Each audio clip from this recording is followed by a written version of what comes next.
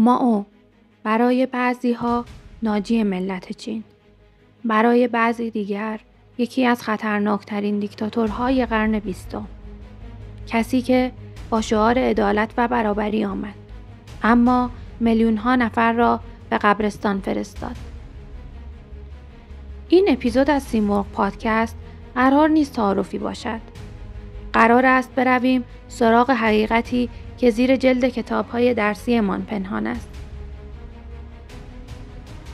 مائو از خانواده‌ای فقیر بود، مثل خیلی از دیکتاتورها.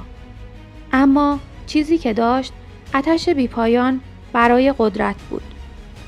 او کمونیسم مارکس را برداشت، جوش داد با ناسیونالیسم چینی و یک نسخه جدید ساخت، مائوئیسم. از همان ابتدا روشش روشن بود. قدرت باید مطلق باشد. دشمن باید نابود شود، نه قانع. با پیروزی کمونیست‌ها در سال 1949 مائو کار خودش را شروع کرد. اصلاحات ارضی؟ بله، ولی با شکنجه و اعدام هزاران مالک زمین. جهش بزرگ به جلو، در ظاهر پروژه‌ای برای مدرن سازی، اما در واقع بزرگترین قحطی برنامه‌ریزی شده تاریخ بشر. بین 30 تا 45 میلیون نفر در این قحطی مردند. چرا؟ چون مائو باور داشت گرسنگی بهتر از نافرمانی است. در دهه 60 وقتی احساس کرد جایگاهش لرزیده است، پروژه جدیدی راه انداخت. انقلاب فرهنگی.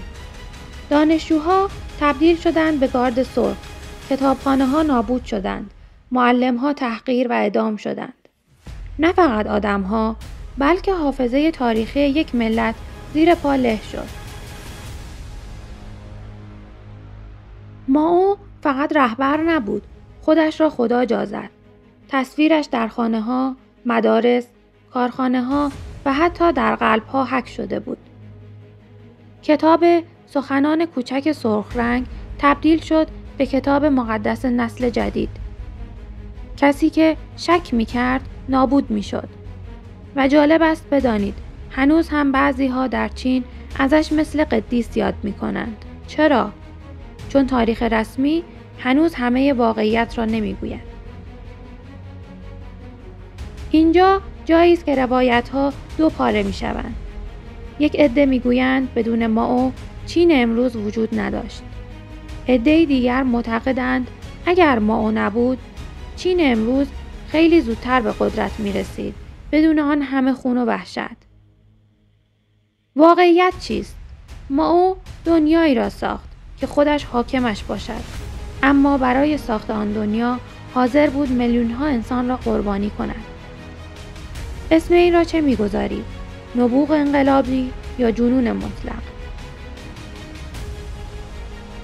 مائو مرد، اما میراثش هنوز زنده است.